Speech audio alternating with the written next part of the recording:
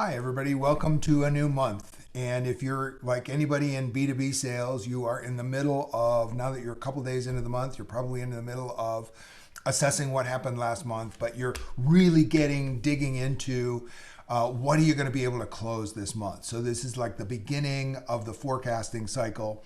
The fourth week of which is, the last week of the month is going to be make it happen, make it happen. Let's tweak the numbers from what we gave this week that you're developing.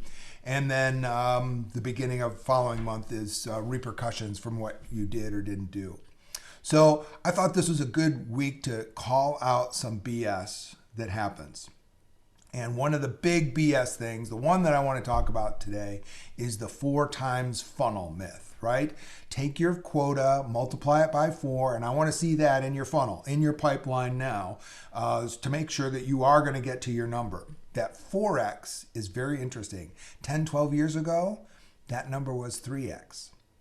And you know why it was 3x grew to 4x? Because the 3x was just as much BS as 4x is now. What happened was sales leaders said, I want to see 3 times your number in your funnel. And so what salespeople did was put crap deals into the funnel until it got to that 3x. You know how few funnels actually got to 3.1x? Almost none. Because they were filled with manager repellent deals. Get off my back deals. Okay, I got you your numbers deals, which were not real to begin with. You know how I know it was crap? Because that same 3x multiplier existed throughout industries like financial services, professional services, big consulting firms, financial services, all the kinds of different banking and financial services, financial advisory, food ingredients, food component products, capital equipment, serious components, medical devices, medical consumables, and pharma. Everybody had a 3x multiplier. It was weird.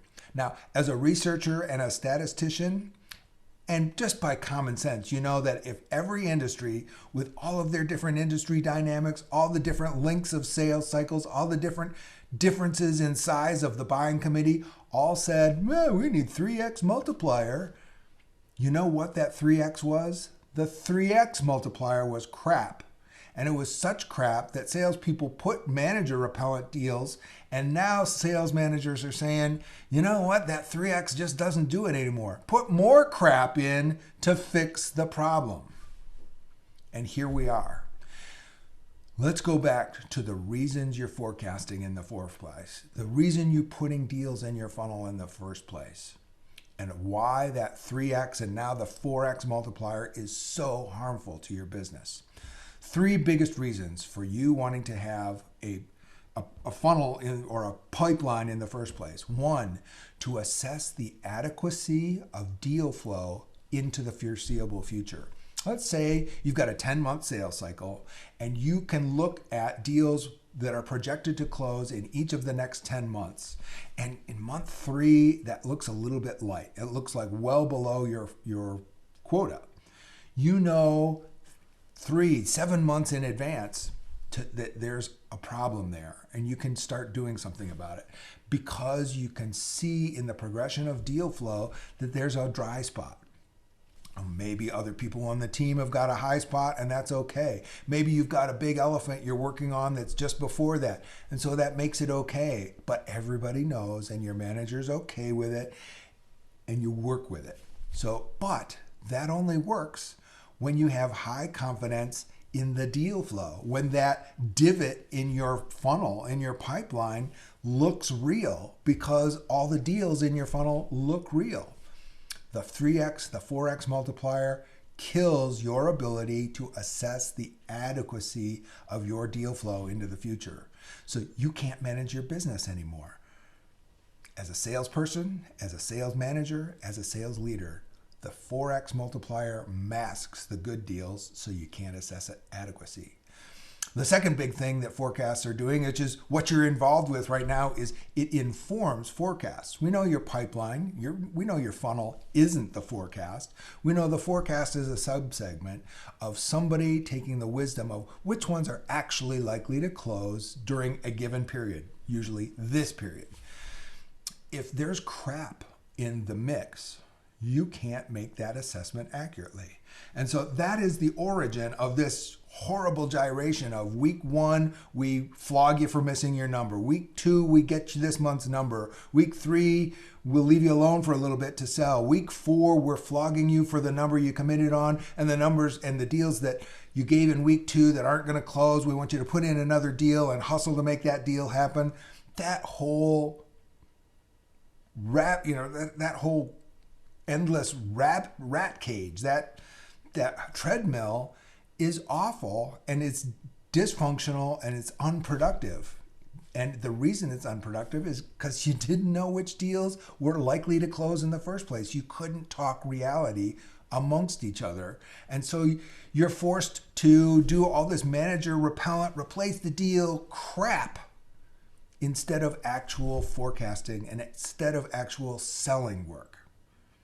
The third major reason for a pipeline or a forecast is to predict resource requirements. If we know deals in the funnel are real, we know to bring resources like demonstrations, like application engineers, like the deal team, like the pricing team, like the proposal team, the RFP response team, inside sales. There's a whole bunch of resources that come into the sale. There's also a bunch of resources if there's a long lead time component and you're in manufacturing.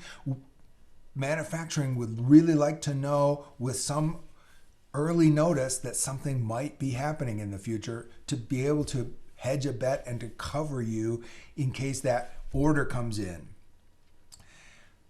You can't plan any of the resources. Yeah, I mean, the other resource you've got to plan is your own selling time. As you see what's coming in the funnel, you can start to budget your selling time. You can say, you know what, I'm going to need some help on this deal because I'm going to be busy with this, and this on this week, and I'm going to need some help. And that's a great conversation to have inside your sales team proactively. Reactively, it's disaster because those resources don't happen, and there's a lot of crying and gnashing of teeth. So the fact that you've got crap deals in your funnel and it's grown from 3 times crap to 4 times crap means you can't plan resources anymore. The very need for funnel adequacy and the 3 times and now the dumb 4 times multiplier is preventing you from accomplishing the reasons you're forecasting in the first place. Assess adequacy of flow, do forecasting, and plan resourcing. You can't do that when your deal is in your funnel, when your pipeline is full of crap, full of manager repellent. All right, rant over. What do you do instead? Well, your deals, every opportunity should have a winnability score or some sort of a likelihood of purchase metric applied to it.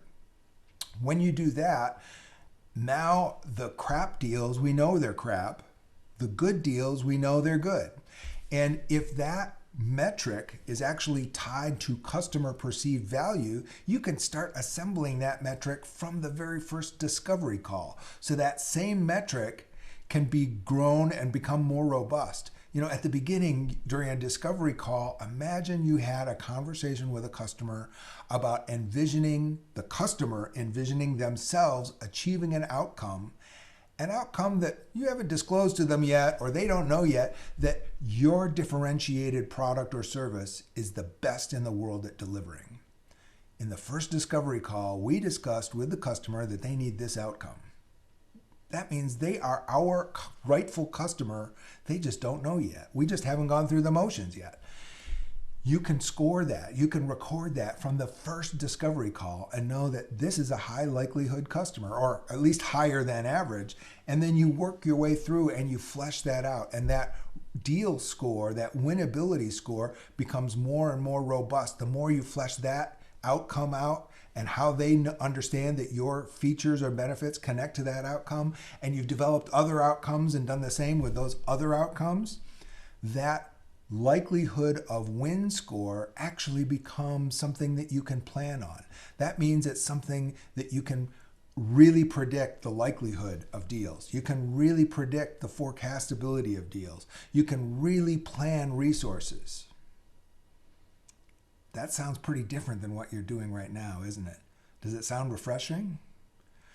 If you want to know more about it, selling value, understanding value, and you don't want to talk to me, fine. Just buy my book, Radical Value. It's available on Amazon, really cheap as a Kindle book. So you don't even have to talk to me. But if you do want to talk to me after you've read the book, or you just want to talk to me and figure out how you can do better, I'm at mark@boundyconsulting.com.